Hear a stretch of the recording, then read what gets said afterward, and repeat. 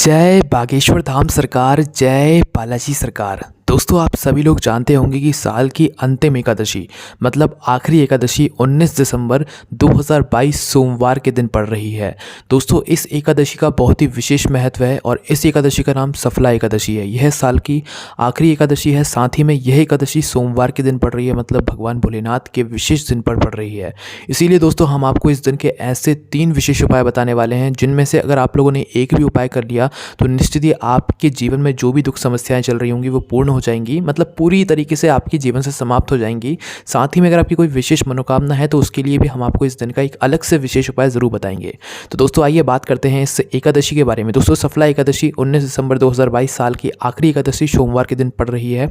जो व्यक्ति इस एकादशी का व्रत करेगा उसे उसके पापों से मुक्ति मिलेगी। और दोस्तों, जो भी व्यक्ति एकादशी का व्रत रखता है उसे उस दिन कोई भी पेड़ों की पत्तियां नहीं तोड़नी चाहिए, झाड़ू नहीं लगानी चाहिए। एकादशी का व्रत का जो मतलब शुरुआत हो जाती है वो एकादशी व्रत के एक दिन पहले और एक दिन बाद तक रहती है। 3 दिन का ये पूरा एक व्रत रहता है। साथ ही में दोस्तों, एकादशी व्रत के दिन आपको कोई भी चावल नहीं खाना चाहिए, कोई भी मतलब जो अशुद्ध भोजन होता है उसका भी ग्रहण नहीं करना चाहिए। अब बात करते हैं एकादशी व्रत के कुछ विशेष उपायों के बारे में।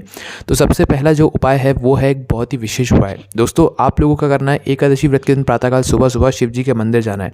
आप 1 लोटा जल लेकर जाते हैं तो 1 लोटा जल शिव जी की जो भी आप लोग पूजन अर्चना करने जाते हैं वो सभी सामग्री आपको लेकर जाना है। शिव जी के मंदिर पहुंचकर, शिवालय पहुंचकर शिव जी की पूजन अर्चना करना है, उनकी पूजन आराधना करना है। आराधना करने के बाद शिव जी के सामने आसपास 2 मिनट बैठना है। बैठने के बाद बस आपको एक शब्द का 3 बार उच्चारण करना है। वह शब्द है स्वधा। ये स्वधा जो है नाम जो है ये पार्वती जी के नानी का नाम है। जो व्यक्ति एकादशी व्रत के दिन प्रातःकाल सुबह सुबह उठकर क्या करना है, स्वच्छ होकर स्नान कर शिव जी की पूजन अर्चना कर इस शब्द को 3 बार शिव जी के आसपास बैठकर बोल देता है। भगवान शिव उसके ऊपर अपनी कृपा रखते हैं, साथ ही में उसके जीवन से सारी दुख समस्याएं दूर करते हैं। उसके बाद दोस्तों, इस उपाय को अगर आप लोग मंदिर आकर नहीं कर सकते हैं तो आप इस उपाय को अपने घर के परंडे के रसोई घर में, जहाँ पर आपका पीने का पानी रखा जाता है, उस स्थान पर बैठकर सुधा स्त्रोत के 12 श्लोकों का पाठ भी कर सकते हैं और भगवान शिव से अपनी मनोकामना दुख समस्या भी वहाँ पर इस पाठ को करने के बाद बोल सकते हैं। सुधा स्त्रोत के जो 12 श्लोक हैं वो आपको इंटरनेट पर कहीं पर भी मिल जाएंगे। ठीक है, आप वहाँ पर बैठकर इसे मोबाइल में चलाकर सुन भी सकते हैं और अगर खुद पढ़ते हैं तो और अच्छी बात है। उसके बाद दोस्तों, दूसरा जो उपाय है वो बहुत ही विशेष उपाय है। अगर आपको लोगों के घर में पैसा नहीं रुकता है, आता बहुत है पैसा, पर आपकी जैसे सैलरी बहुत आती है, ठीक है, पर सैलरी वो कहाँ पर चली जाती है आपको खुद भी पता नहीं चलता है। मतलब कि साल की जो आखिरी एकादशी पड़ रही है 19 दिसंबर 2022 सोमवार के दिन, इस दिन आपको करना क्या है कि अपने घर से 1 लोटा जल आपको भरना है। ठीक है, 1 लोटा जल भरने के बाद उसी 1 लोटे जल के अंदर आपको डालना है गंगा का जल। किसका जल? गंगा का जल। मतलब गंगा जल आपको डाल देना है, थोड़ा सा गंगा जल। आपको उस जल को गंगा जल बना देना है, उसको गंगा जल के स्वरूप में बदल देना है। ठीक है, तो 1 लोटा जल गंगा जल तैयार करने के बाद आपको उसी गंगा जल के अंदर 7 बेलपत्री डालनी है। कितनी? 7 बेलपत्री। अब पहुंच जाना है शिव जी के मंदिर में, शिवालय में।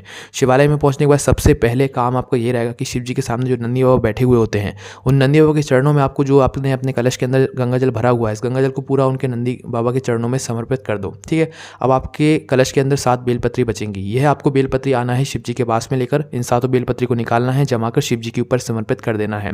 समर्पित करने के बाद भगवान शिव जी के सामने 2 मिनट बैठना है, उनसे अपनी विनती मनोकामना भगवान शिव से बोलना है और वो बोलना है कि भगवान शिव, हमारे घर में ये पैसा नहीं रुकता, ये समस्या है, तो आप अपना कृपा हम पर कर दीजिए। ऐसी आपको बात भगवान शिव से बोलना है। उसके बाद दोस्तों, अगर अगले उपाय की बात करें तो वो ये है कि आपको क्या करना है, एकादशी व्रत के दिन प्रातःकाल सुबह सुबह 1 सफ़ेद फूल लेकर शिव जी के मंदिर पहुंचना है। शिव जी की जो भी आप लोग पूजन आराधना करते हैं, 1 लोटा जल, एक बेलपत्र समर्पित करते हैं, वो सभी आपको कर लेना है। पूजन अर्चना करने के बाद ही उपाय करना है। करना क्या है, एक सफ़ेद फूल ऐसा लेकर जाना है जो कि शिवलिंग के ऊपर समर्पित होता हो। ठीक है, कोई भी एक सफ़ेद फूल लेकर चले जाओ और लेकर जाने के बाद शिव जी की पूजन अर्चना करने के बाद एक सफ़ेद फूल भगवान शिव जी के शिवलिंग के ऊपर कुंदकेश्वर महादेव के नाम से आपको स्मरण करना है। ठीक है, कुंदकेश्वर महादेव के नाम का स्मरण करते हुए उस सफ़ेद फूल को शिवलिंग के ऊपर समर्पित कर देना है। समर्पित करने के बाद आप भगवान से अपनी मन की कामना, जो भी आप कामना के लिए उपाय कर रहे होंगे वह आप कामना बोल दीजिएगा। आपका कोई भी काम हो वो पूर्ण जरूर हो जाएगा। ये कुछ ऐसे विशेष उपाय थे जो कि आपको साल की आखिरी एकादशी, अंतिम एकादशी के दिन करने के थे। इन उपाय करने में कोई भी समस्या आती है तो कमेंट करके पूछ सकते हैं। जय बागेश्वर धाम सरकार, जय बालाजी सरकार, जय बागेश्वर महादेव।